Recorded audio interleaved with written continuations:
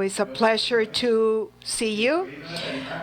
I must confess that I feel like when I was at school, when I was a small kid. I am a graduate from Sergio Alboreda University, and I was the president of the board for 8 years, so I feel intimidated here. But I think I will overcome that feeling. I am not shy. I have the good luck of working for the last 9 months in the Agency for Innovation and Entrepreneurship of the government. It's called iNNpulsa. iNNpulsa reports to the Ministry of Trade, Industry, and Tourism in 2012, and it was envisioned following the ideals of ENG in Chile. And it was built on something which, well, basically it was the creation of an agency to make a difference in the corporate world and in ecosystems through the development or creation of accelerators of entrepreneurships and development of entrepreneurial and corporate innovation. A name that was very popular in the United States at that time were the spin-offs. It was the need for companies to rethink themselves and to strengthen their business or spin off new businesses. So along these lines, iNNpulsa has evolved, and in 2019, it's very funny to see how it works. We are not talking about innovation in Colombia, but in Latin America. We are fully convinced that when a country wants to generate innovative spaces,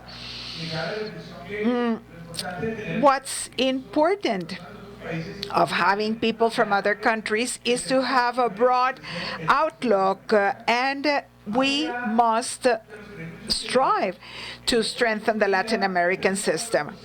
The world turns around 3 or 4 innovation ecosystems. One of them is Silicon Valley, which continues to be emblematic, continues to have the largest indicators of innovation around the world. Silicon Valley has the most important artificial intelligence companies in the world.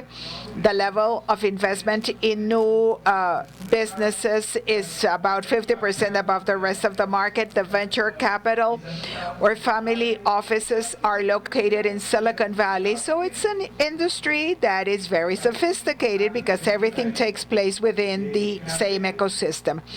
Another very important hub is the Israeli,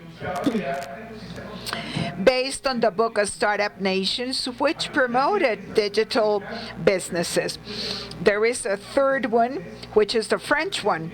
The French one will be launched through a wonderful model that was developed, which is called Station F. These are physical ecosystems.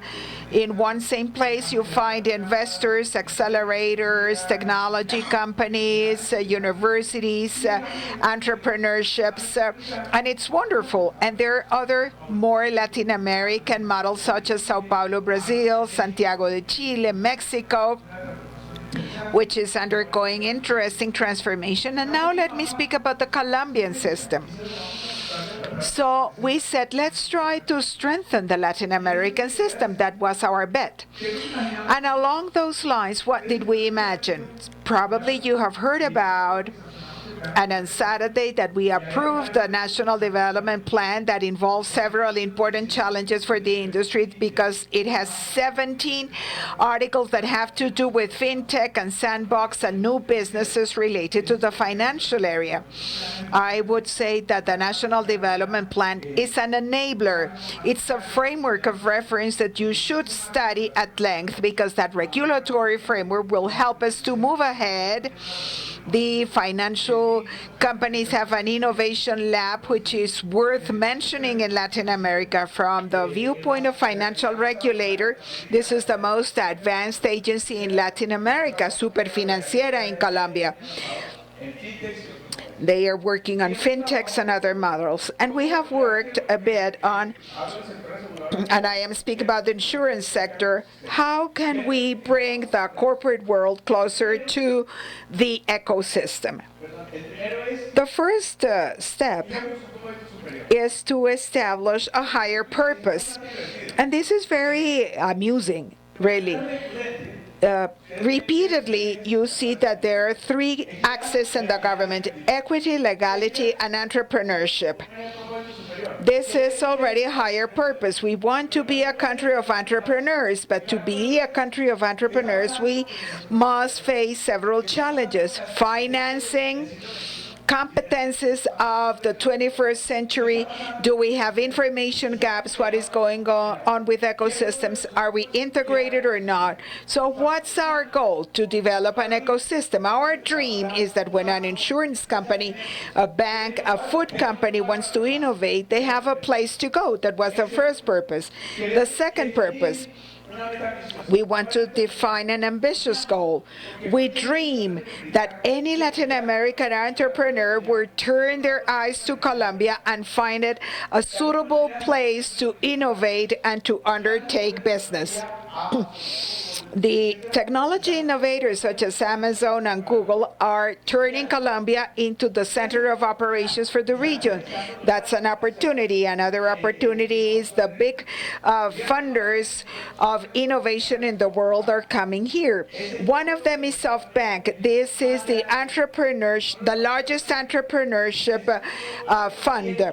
This fund is worth $100 billion. That's the size of that bank. But what's important about SoftBank is that it owns over 1/3 of WeWork. It's the largest private shareholder of Uber. It's the third most important investor of Alibaba. It's the owner of the fastest growing hotel chain in the world, which is called Oyo, from India. And 3 weeks ago, they invested in Rappi $1 billion. So let me ask you, when we speak about ambitious goals, sometimes people come from other countries, understand, but you don't estimate what it means to have in Colombia an enterprise valued in $1 billion. Rappi is not a delivery company.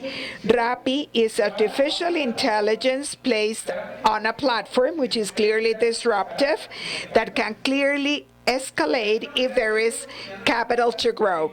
And this makes us think that Colombia can become an important ecosystem to accelerate and innovate. One third point, we need to have a systemic vision of the equation. I just heard from the previous speaker, every time we speak innovation, how many of you are innovation directors in your companies? Raise your hands. How many of you are responsible for innovation?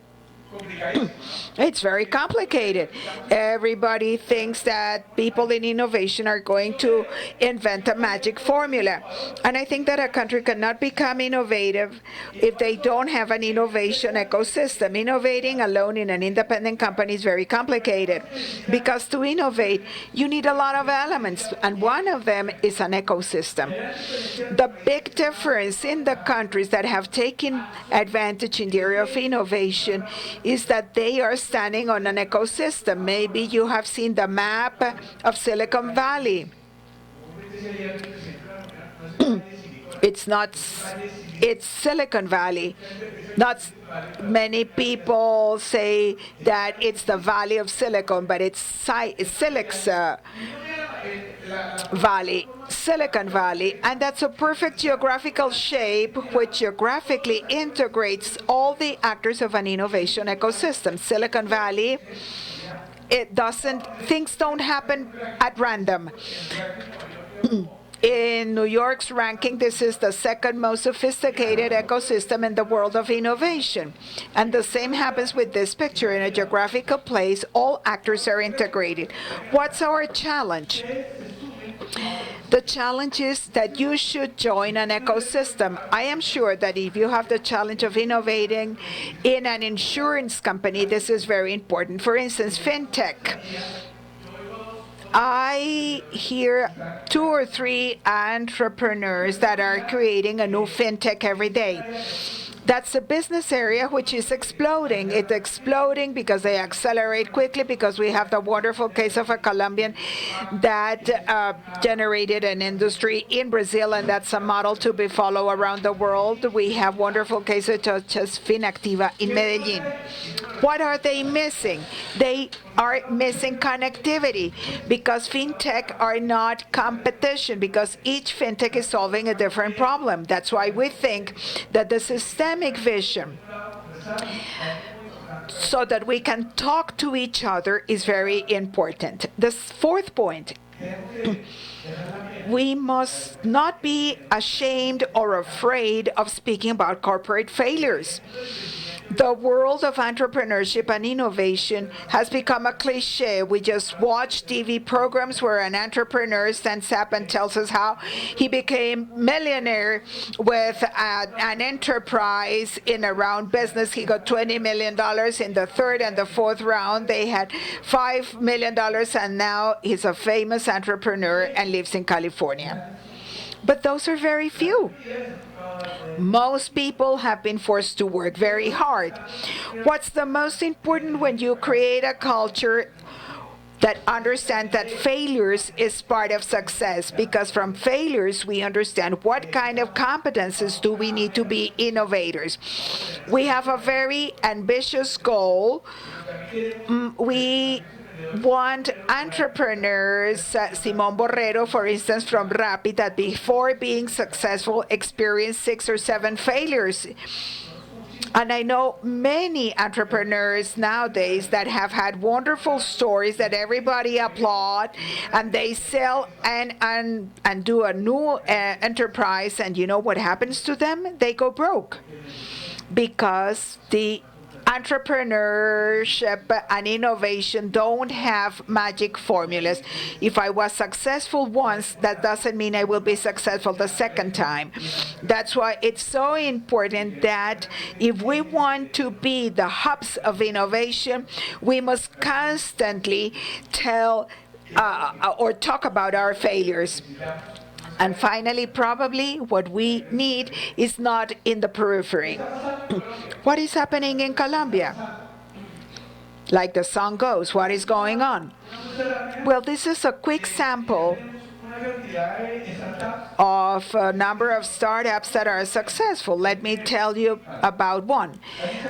Do you know what Feedball is? Do you know what this is? Feedball, what is this? Yeah, you raised your hand. Feedball, what it is?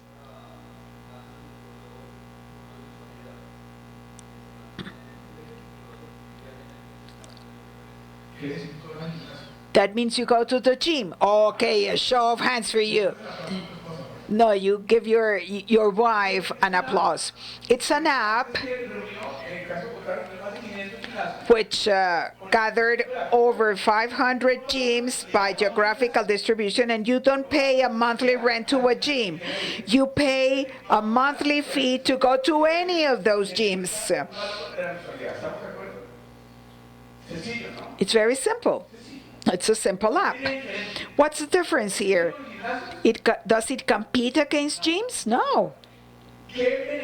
What is the benefit of that app for a gym? What's the benefit for the gym? Yeah, you are using hours that the gym did not sell before. This is the same issue with empty beds in hotels or empty seats in an airplane. Do you know what is going on with a very successful hotel chain in India? Well, they realized that the industry standards are very amusing. 4- and 5-star hotels have an average occupancy of 70% a year. 3-star hotels have occupancy of less than 40%, and they experience financial problems. So he developed a business model choosing 2- and 3-star hotels. Each one of them invested $600,000 for room standards, and they have auctions of beds, and today they have an occupancy rate of 80%.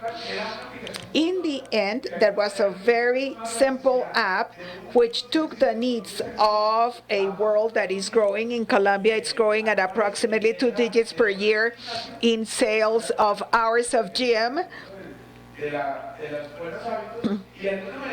And this is a business which can escalate very quickly, but there is also Netflix and Platzi. Do you know what Platzi is? Is there any Platzi student here? What do they sell? What type of courses do they sell? Yeah, hard competitions in the area of technology. Platzi is a Colombian company. The owner is called Freddy Vega. How many students does Platzi have? They have been in the market for 4 years. They have 1 million students. How many universities in Colombia have 1 million students? None. So basically what they did was to take quick offers of short courses that are very attractive in the market. A graduate from Platzi finds a job very easily, and it is well paid. And this is happening in Colombia in the area of innovation. When I ask you about 2 of these enterprises on the first line, only 10% of you were familiar with them. This shows that in Colombia we don't know what works, and therefore we are not connected to innovation. If we are not connected to innovation, it will be very difficult for us to become an innovative society. And let me tell you the story the other way around. 3 weeks ago, I was with President Duque in Stanford University and Silicon Valley. And I presented 10 Latin American entrepreneurships that had been developed in Silicon Valley, and I was with an investment director. Of the 10, how many knew the investment director of Stanford? The 10 of them. Because this ecosystem is made for them to know all the good stories that take place regardless where they come from. Stanford, Berkeley, 500 startups, whichever. The ecosystem shares their stories. And why? Because you innovate through success learning. You realize that in Colombia we are starting to innovate in traditional businesses, and let me give you the hamburger example. I will be 50 very soon, and we only ate at Presto. Presto is a very classical burger shop. It's not McDonald's. It's much better than McDonald's. And it's a very traditional place for us. Nowadays, we are full of hamburger boutiques. A few days ago in Bogota, an award was given to the best hamburger. Did anybody imagine 40 years ago that we were going to develop burger boutiques? Innovation models change. Unfortunately, in the corporate world, very seldom do we meet to look at successful innovation models. And if we don't look at them, it will be very difficult for us to become a very successful environment. Amazon Web Services, Google has a service center for operations. In 2 weeks' time, Colombia will be doing the first Google test of some globes that will be used to provide internet in areas that are not connected.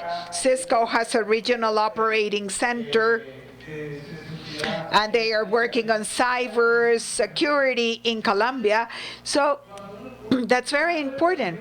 When an important technology stakeholder chooses a country, is because they see that it's a mature ecosystem. Innovation awards, well, everybody has them. I say that my basic work is not to sell panels, but I am always participating in juries and innovation awards. What's concerning about this is that we don't share our successes. And let me give you a quick example. In this sector, some days ago, I attended the award ceremony of a financial group. And I can tell you that nobody knows about it. I am a jury of a company which is called Everest, a technology company that probably you know, one of the best innovation awards in Colombia. And people are not aware of these awards. It's also important for us to become viral. Probably for the directors of innovation, well, they are hunting for many of the spin-offs that our company needs. The largest academic offer in innovation. Well, 10 years ago, it was very difficult for us to find master degrees in innovation. Now we have all kinds of diplomas in executive innovation and all the rest. Today we have a very interesting offer. Part of our corporate training plan is to give people the probability to develop innovation competencies. Laboratories and innovation factories. In Bogota, we have 9 universities that have developed innovation laboratories. Let me give you an example. El Rosario University. They inaugurated 6 months ago an innovation laboratory in the area of neuromarketing. This is perfect for all of you as an industry. Do you know about it? Do you use that lab? And it's an asset which, well, they have the only reader of iris of consumer behavior in Colombia, and it's a perfect asset for anyone who wants to study consumer analysis. CESA, another university, also developed a laboratory on business models. The National University has another one. The University of Barranquilla, Cali, Medellin, etc. So this is an asset for the corporate world. Unfortunately, they are not united. Different from Silicon Valley, for instance, a university like Berkeley, the innovation labs are every day being invaded by the various corporations. So we have to work together with the academia. And the last point. Thanks God, that's why I have a job. We have more fora and more discussions about innovation. I think that we are more sensitive to look into the future, the need to reinvent ourselves. We have fora and meetings every day on innovation, or in Latin America for that matter. Part of my job is to receive these invitations, and today we have a large content of innovation. We have to take advantage of it. As a result of these, we made a bet, and it's an invitation. We were wondering in the middle of this path, what can we do? What legacy can we leave so that Colombia can start to be an important actor in Latin America in innovation? In fact, I think this is the first time I am saying this publicly. We developed this brand. It's Semprende. Do you know what this means?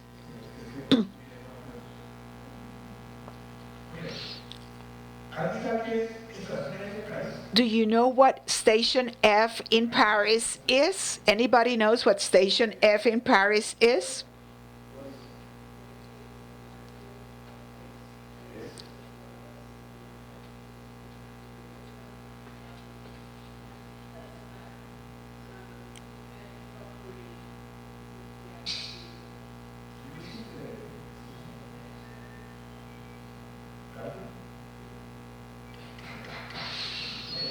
Very well. Well, that's a Station F. Station F is a wonderful place which is revolutionizing the entrepreneurship world. Just to give you an idea, I was with the CEO of Microsoft 3 weeks ago, and we asked him about a Station F, and his answer was, it's the freshest place to innovate nowadays in the world. And that was said by a Microsoft guy. And this is a picture of Station F. What's different here? Well, first of all, it's a beautiful place. It was an old train station in Paris, 39,000 square meters. But what's different here? Well, it's a physical place. It's a campus which gathers startups, investors, universities. The best business schools in Europe are there. And there is one very important participant which is called Ecole 42. Do you know what Ecole 42 is? I am asking questions and I am happy asking questions. Does anybody know what Ecole 42 is? Those of you that are taking notes, you will have a lot of homework to do. Ecole 42. Ecole 42 for me today is the most revolutionary method in the area of hard competencies, innovation, and technology. A student of Ecole 42 is admitted, he doesn't know for what, but he will be learning competencies that the market demands, artificial intelligence, blockchain, etc. The model is so incredible that the students themselves develop their own pathway. It's very revolutionary. The person that invested in Station F is the same person that developed the Ecole 42. But there is also Facebook, Amazon, Google. They all provide technology services inside. But above all, there are the companies that do open innovation. For instance, the headquarters of Adidas Innovation is at Station F.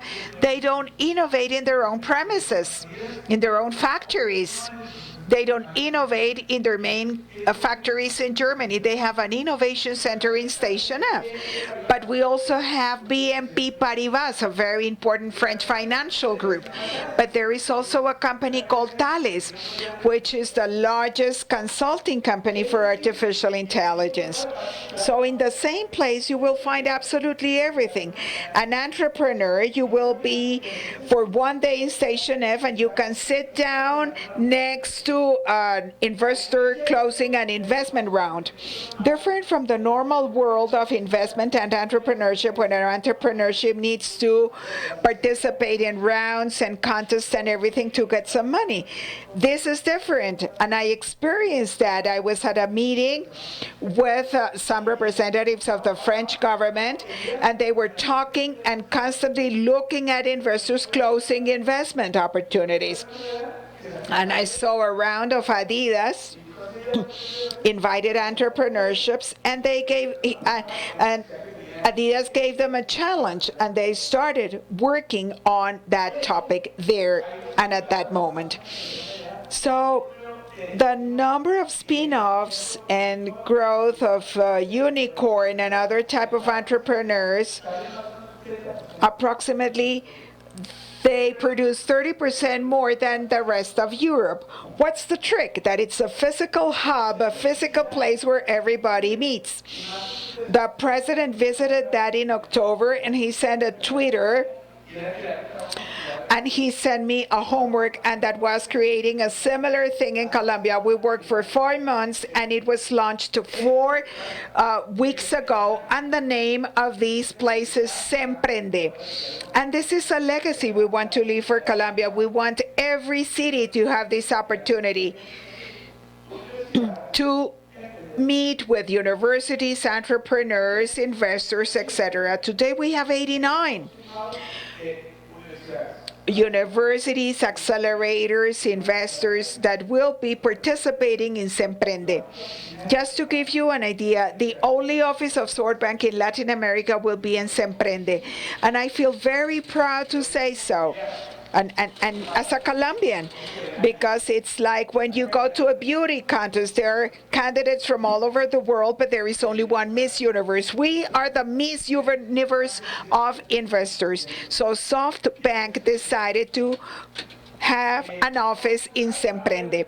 How is it going to work?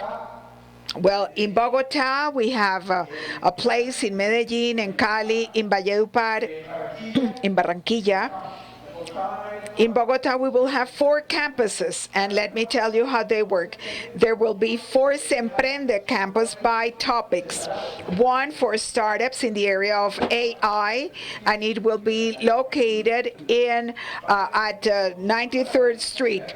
There will be 1 for creative and cultural industries, another 1 for digital businesses, and another 1 for innovation in education. And there you will find startups, investors, universities, universities and all the rest. And I am very proud to say this because we are the only Latin American ecosystem that has developed these entrepreneurship campuses. Others create open innovation, and we let them stay in the campus. For example, in Station F, there are, besides the campus, there's 200 hours a month of training and also innovation. There's an amphitheater, as many of those that are going to be in Bogota and Colombia, and experts will come and we will do training.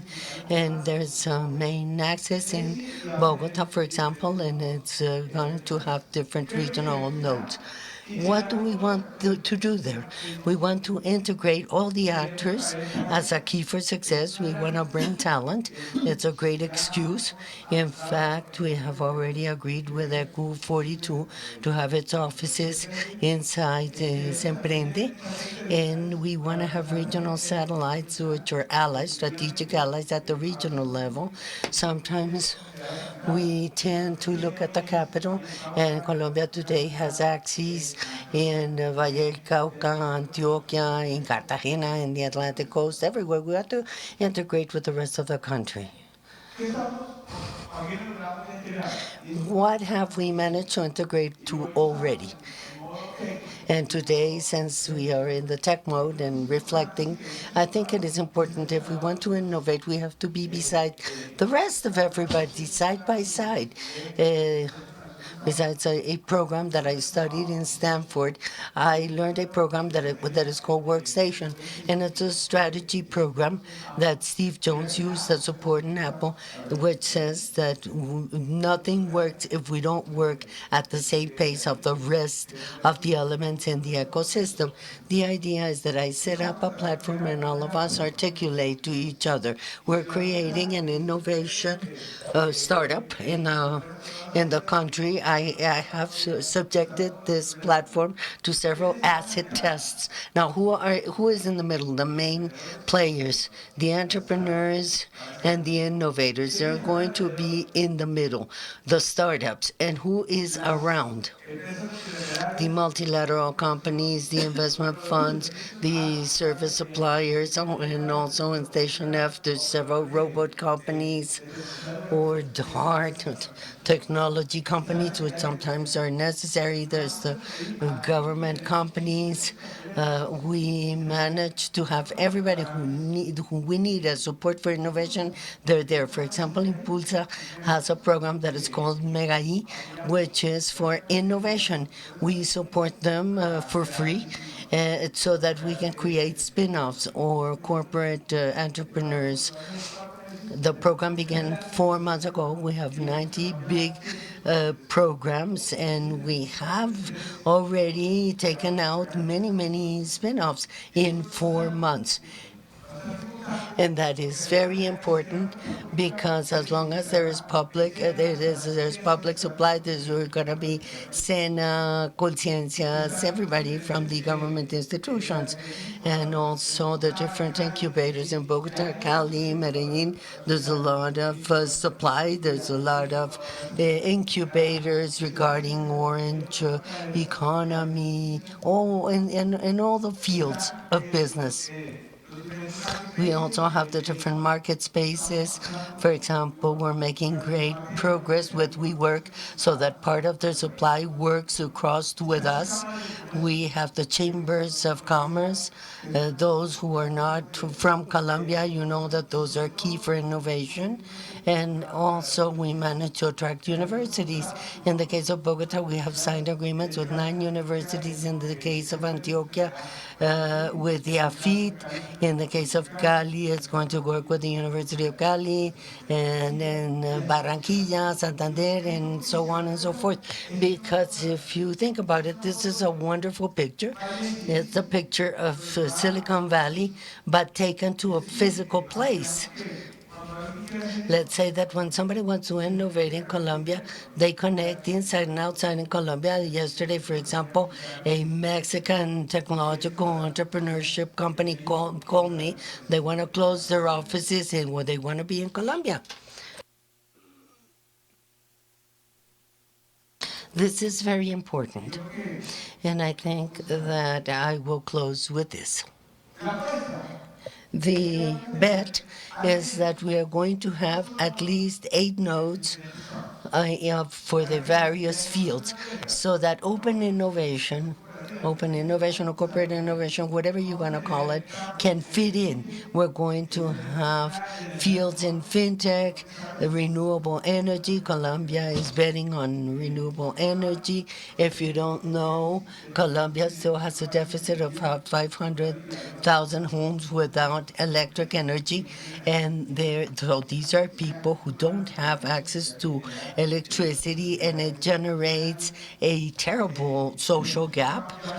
We already have a campus on 93rd Street with the Chamber of Commerce of Bogota, with a branch that is on Calle 93rd, and we hope that in these 3 years of the rest of this administration, we hope we still have 3 years. And I loved what the person who preceded me in the use of the floor said, that she would like to have a Netflix where she would take all the services online. We also want citizens to stay away from making lines, from standing in line, and one of our main indexes, which do away with our competitiveness. Although yesterday that they told us that after 10 years we're going up in the ranking of competitiveness in the world. Today it's the third country in Latin America after it was the sixth, and that's a very important piece of news, because I mean, you're corporate, and if we don't bet on competitiveness, we are never going to close the equity gaps.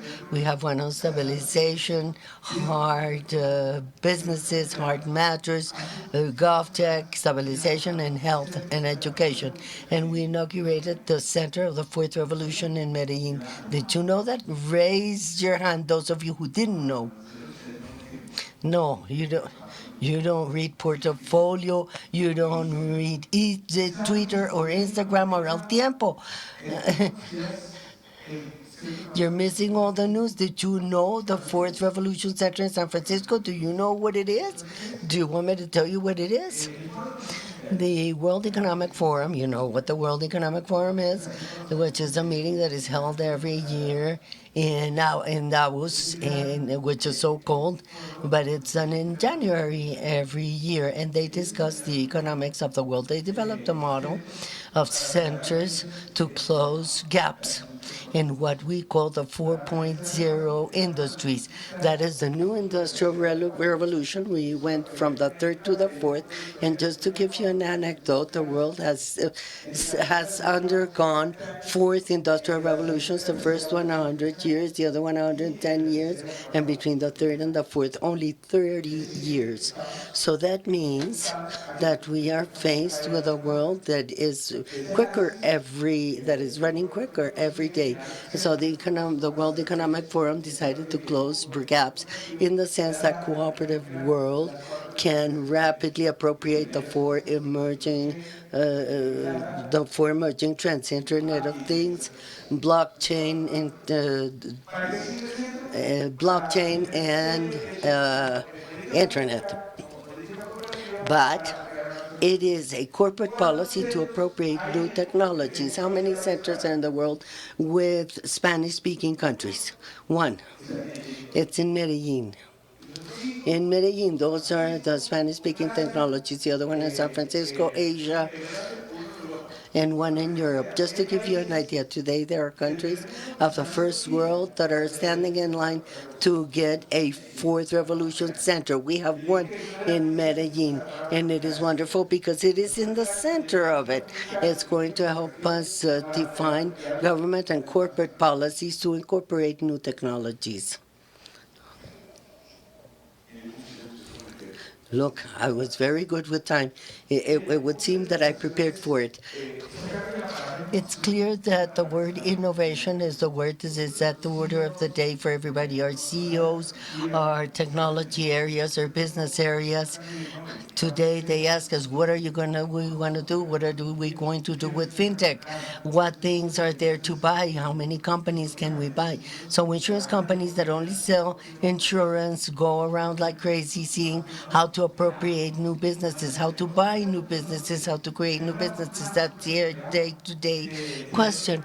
And today we are very close to many insurance companies that have come close to us, that they have come to us to advise them in the issue of open technology. And we are incubating new products. And the reflection was, look, if we don't work together and if we continue thinking that innovation is up to each company, it's going to be very difficult to trigger the ecosystem. The reaction question, the innovation problem is not up to the companies, it's up to the country. If everybody innovates, everybody wins. And it's those. Now today I'm talking about Israel, the Israeli, for example, where every time there's a new important business, the sales go into the same ecosystem and they feed the same system again. They have feedback. But let's stop thinking as silos. Let's be successful in the sense of going out and making it in our ecosystems. But the only way is collaborating, talking. Maybe the functionality of the new business is not in another insurance business. It's maybe in some university student who is working on a new project, or a person from a technological company that is working on another project, but or a non-insurance company that decides to work on insurance. I've ran into wonderful things today. I know the centers of innovation of the 50 most innovative companies, and they're making a great effort. But my invitation, as it has been to them, is let's make a big effort, and most probably we will develop an important center of innovation. Many things have come together at this point in Colombia, and Latin America can see us as a country that is learning, and it's not a cliche or anything. And I'm not talking about politics, but I have the fortune of having been in Uruguay. For example, my team was in Uruguay last week, and the question is, what is happening in Colombia? 2 weeks ago, I was with the founder of Crucera, which is one big example of innovation in Colombia. She came to me in Stanford, and he said, Ignacio, what is going on in Colombia? A friend of mine was there in Europe last week, and they said, why are there so many news about innovation in Colombia? And there's really many things going on. There's Latin American entrepreneurs that are trying to come to Colombia. So let's work all hand in hand. And on